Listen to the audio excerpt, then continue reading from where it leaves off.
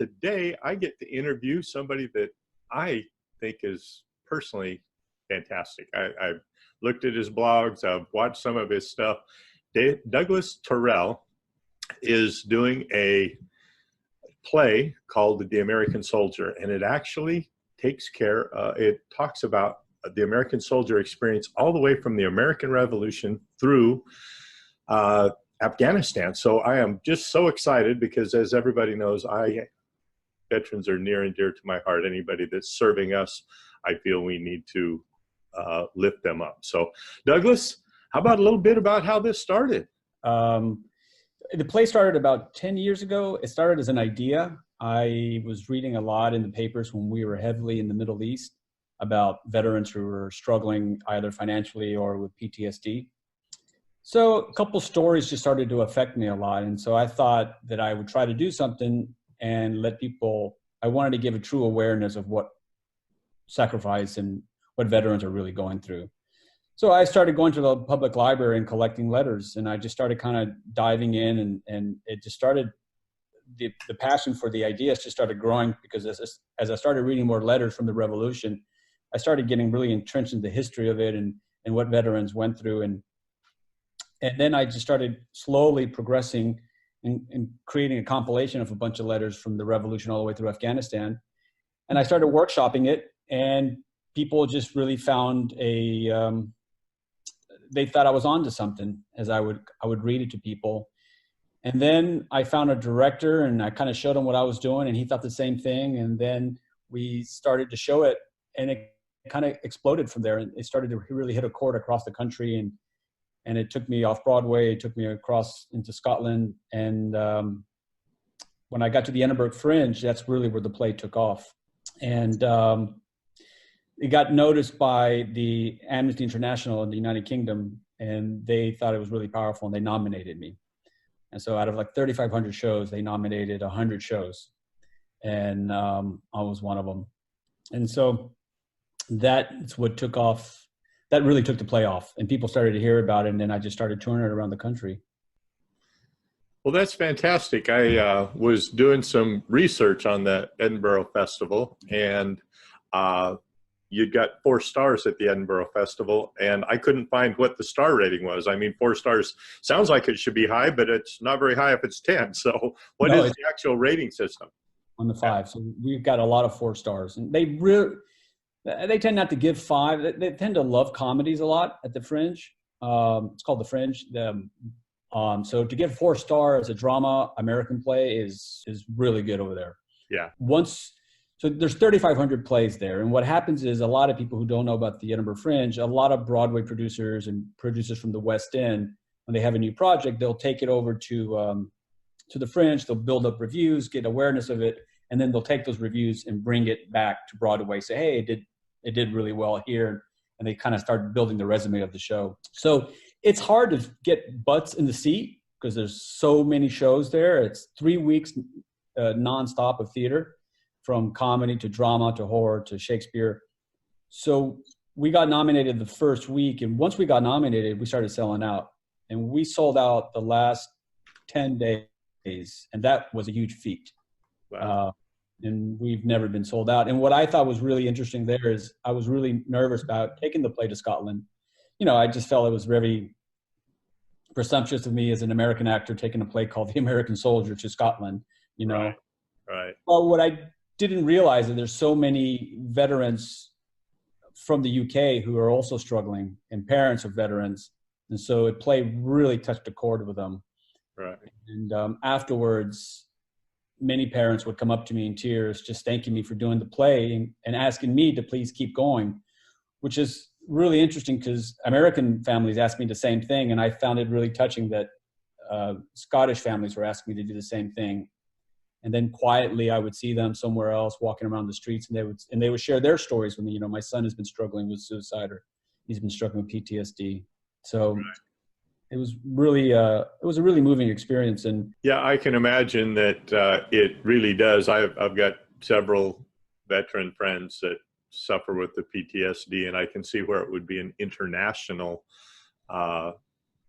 affliction. I mean, the things that they have to deal with and the things that they dealt with while they were serving us to protect us and protect our freedoms, or protect the freedoms in another country, or protect the standards of another country.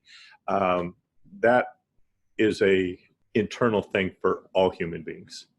No, it is just the American soldier. I do appreciate that you've done it for the American soldier, because, as I said, those that serve us, the soldiers, the police, the paramedics, the fire department, none of them are appreciated the way they should be. When we say thank you for your service, what that service really is for a father or a mother, or for a mother who's alone raising their family, or a father who's raising their family alone. A son, I have 2 kids, and a son growing up without one of their parents, because one of their parents have gave the ultimate sacrifice. So I wanted to give a really true understanding of what thank you for your service really meant. Yeah, and from the snippets that I've watched over the past couple of days preparing for this, that's exactly what you've done. And like I said, I really appreciate it. I'm glad that it's coming here locally. You're going to be in Stockton for 2 nights and Modesto for 1. Where's it playing here in Stockton? Delta College? Delta College? Yeah, Delta College. It's been a real treat, kind of going around the country, really meeting so many veterans and families of veterans. So are you playing at MJC in Modesto? No, I'm playing at a theater called State Theater. State Theater, yep. You know, California has the highest veteran population in the union right now. Close to 1.8 million veterans reside in the state of California. And there's about, in Los Angeles County alone, there's about close to 300,000 veterans every year. Former service members are coming there. Right. And so it has a really huge veteran population there. So many veterans from California who have seen the play around the country have always asked me to please bring it out west. So it's been a real treat that I'm finally going out west. And hopefully I'll be able to sometime make it down Southern California as well. So I know San Diego's got a massive veteran population as well. Yeah, I'm sure that you will just continue expanding this. How long have you actually had the play running successfully? I mean, you said Edinburgh was where it really kicked off, but from the time you started till today, how long has that been? Well, there's 2 answers to that. From the time I started with the idea to today is 10 years. But from the time I started actually performing the play, even to 1 or 2 people, it's been 5 years. Okay. Theater, acting, the entertainment business, you always need luck. Before I went off to the Edinburgh Fringe, I was really lucky because I did it here Off-Broadway. I did it at a place called 59 East 59 Theater. And they do a festival of plays that are going to Scotland, to the Fringe festivals. They invite us over there to do 2 nights.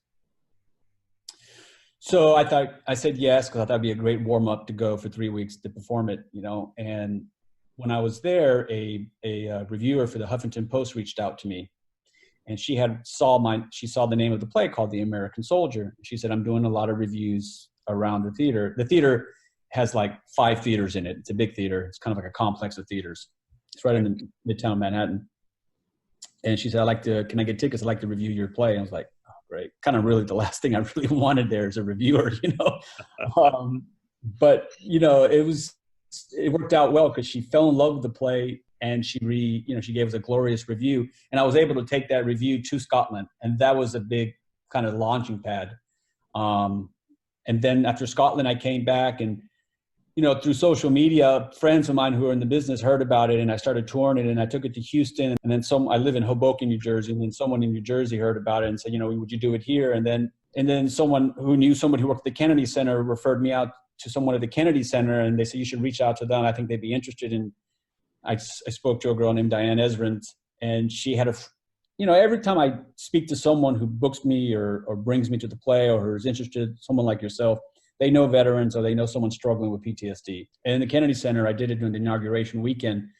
So there was a huge crowd there. So we had about 350 people, and it just, you know, it was a great performance, and it was really well received. And that also spurred on, you know, other performances.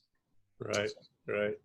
So, and that's pretty much the nature of the journey of the play. It just keeps, you know, every time I think it's the last year, I keep getting booked. And so I feel fortunate and I feel blessed.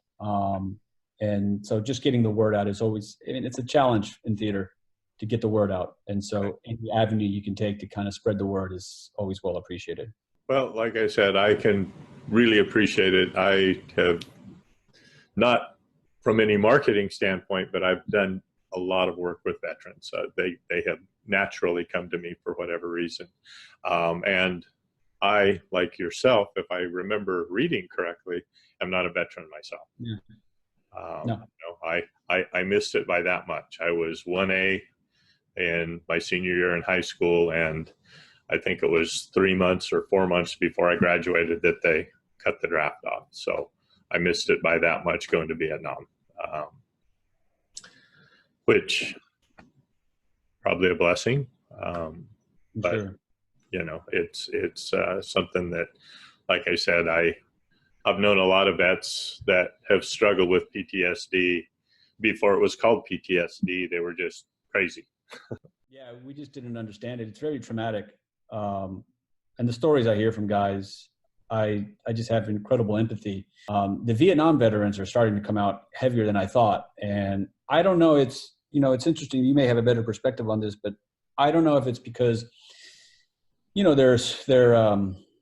they're getting older, and so their social circles are kind of, falling apart a little bit, and perhaps those demons are starting to rear their heads back out, because it's much easier to keep them pressed down when you're busy, when you're around family and friends and stuff, and as you get older, you're sitting around a little bit more, and things that are kind of buried inside tend to kind of come out. And I've had a lot of Vietnam veterans who write me, who I've become friends with, who are constantly reaching out to me, and that's been really interesting and special. And the Vietnam vets, my feeling is probably of all the veterans were the least appreciated. For sure. That was during the time of love and peace and hippie and the whole thing, and so they came back and they got a raw deal. People just were disgusted with them. So I think they've kind of hid from that for a long time. And now that there's a lot more patriotism, there's a lot more things that are being done for veterans, such as yourself. I think that is a good reason why, more of them are starting to reach out now. Again, with the same thing you said, getting a little older, social circles starting to fall apart. Now they're just sitting at home alone, start reliving that. And so. Yeah. I share the veteran story, but I also share the family story. I play 14 characters. I play men, and I play a woman. I play 2-3 women. I play a small child. I try to give a really holistic picture of what sacrifice has meant. And the play does have an uplift message. It's not, it is a serious story and through line, but I talk about 3, powerful lessons that you learn in the military, and they're very uplifting. And I think that's what's made the play be successful, is the uplift message that the play has, right. About the military. Because I think if it was all doom and gloom, I don't think I'd be as successful as I was. I think the uplift in the play is really what it allows you to focus on the other stuff, Right. I can appreciate that. So we're at, and that's what dates? So May 1st is Modesto at 7 p.m. at State Theater. Okay. And then I literally the next morning I drive out and I go to Delta College and I do my tech and perform. And that date is May 2nd, May 3rd. And all 3 shows are at 7 p.m. The Q&As are always really powerful. The Q&As sometimes are as emotional, in fact, they're even more emotional than the performance itself. And I always finish the play very raw. So yeah, they're always really emotional, and the stories I hear. And I also, I should share, I also feel that it's our responsibility to share veteran stories, because now they know that we know a little bit of what they went through. Right. They feel no one cares anymore. And they feel like, I did all this for what? And if someone can just, say, I know what you went through, it was hard. And that's a very human condition. That goes a long way. And I don't think as a country we do that enough. And I also personally, as me personally, I just don't think we can say thank you enough for all the generations of veterans. I'm a son of immigrants, and this country is the greatest country because of what veterans and their families have given for so many generations. Yeah, you're 100% right. And I always step out if I see somebody wearing a veteran's hat, no matter what war it was. I try to make a point, go over, shake their hand, and thank them personally. Yeah, it was, today it's less than 1% serve. And that percentage has gone down for many reasons. But that's a percentage that, and we have a very small percentage of our country that is paying a very, very heavy price. Yeah. So, yeah. Well, that is wonderful. I am I don't know, what more I can say other than everybody make sure and get to Douglas's play.